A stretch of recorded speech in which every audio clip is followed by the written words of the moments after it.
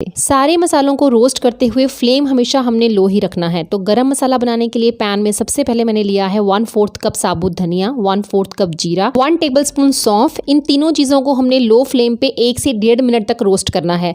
High flame पे roast नहीं करना है, बहुत ज़्यादा देर तक रोस्ट नहीं करना है, नहीं तो मसाले जल जाएंगे और उनका टेस्ट भी खराब हो जाएगा। रोस्ट हम इसीलिए करते हैं ताकि मसाला ग्राइंड करने में प्रॉब्लम ना आए। आप चाहें तो इन्हें धूप में भी सुखा सकते हैं। एक पूरा दिन इनको धूप लगवाने के बाद इसको ग्राइंड करें तो मसाला प्रॉपर ग्राइंड हो जाता है। तो अब एक बाउल में मैंने इन तीनों चीज़ों को निकाल लिया है जो कि रोस्ट हो चुकी हैं। उसके बाद पैन में मैंने 10 से 12 बड़ी इलायची, 10 से 12 छोटी इलायची, साथ ही लौंग लिए हैं 10 से 12, जावित्री लिए हैं 2 पीसेस और साथ ही 5 से 6 टुकड़े लिए हैं दालचीनी के, एक जायफल, काली मिर्च ली है 1 चम्मच और साथ ही डाला है तेज पत्ता। इन सब चीज़ों को भी हम 1 से 1.5 मिनट तक ही रोस्ट करेंगे।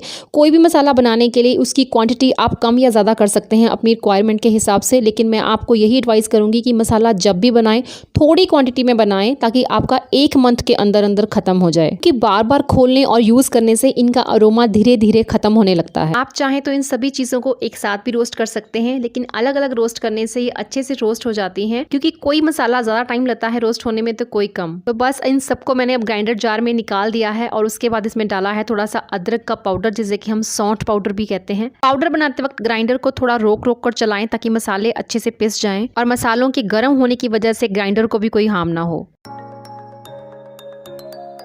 लीजिए हमारा गरम मसाला तो तैयार हो गया है। अब इसे किसी ड्राई कंटेनर में निकालेंगे, लेकिन ध्यान रहे ये कंटेनर आपका एयर टाइट कंटेनर होना चाहिए, नहीं तो मॉइस्चर की वजह से आपका मसाला खराब भी हो सकता है। और इसे यूज करने के लिए हमेशा ड्राई स्पून का ही इस्तेमाल करें। मैं मसाला हमेशा थोड़ी क्वांटिटी में बनाती हूँ और इन्हें स्टोर करने के लिए इसी तरह के छोटे कंटेनर्स का इस्तेमाल करती हूँ। कौन से कंटेनर में कौन सा मसाला है ये जानने के लिए हर कंटेनर पे एक स्लिप का होना बहुत जरूरी है। पेपर पे उसका नाम लिख के टेप के साथ उसको स्टिक कर सकते हैं ताकि आप जान सकें कि कौन सी डिब्बी में कौन सा मसाला है। ऐसा करने से किचन में काम करना ना सिर्फ आप ही के लिए आसान होता है, बल्कि कोई भी अनजान आदमी भी आपके किचन में इजीली काम कर सकता है। सेकंड मसाला रेसिपी है जिसके बारे में बहुत बार पूछा गया, चाय मसाला। इसे बनाने के लिए 7 से 8 स्टिक्स ली हैं मैंने दालचीनी की और साथ ही 30 से 40 लिए हैं मैंने छोटी इलायची। इन दोनों चीज़ों को मैं रोस्ट करूंगी, वो भी 1 से 1.5 मिनट लो फ्लेम पे। इन दोनों चीज़ों को रोस्ट करने के बाद मैंने ग्राइंडर जार में डायरेक्ट ही निकाल दिया है। अब उसी पैन में 1 टेबलस्पून के अराउंड मैंने सौंफ डाली है। अब इसे भी 1 से 1.5 मिनट तक मैं रोस्ट करूंगी।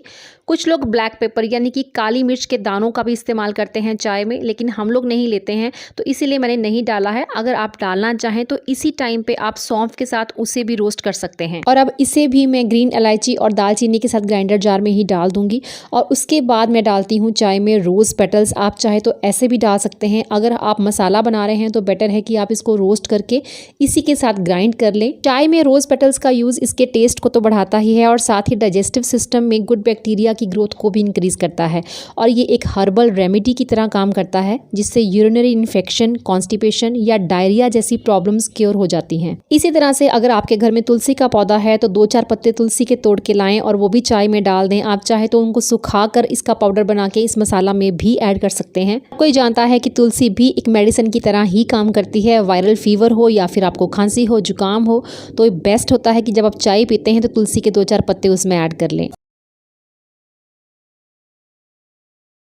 और 1 छोटा चम्मच डाल रही हूँ मैं अदरक का पाउडर यानी कि सौंठ का पाउडर। आप चाहें तो इस पार्ट को स्किप कर सकते हैं, क्योंकि आजकल विंटर्स में हम अदरक वैसे भी चाय में कूट कर डालते हैं, उसका भी टेस्ट काफ़ी अच्छा आता है। लीजिए चाय मसाला भी तैयार हो गया है। मैंने आपके साथ चाय मसाला की वही रेसिपी शेयर की है जो हम लोग यूज़ करते हैं।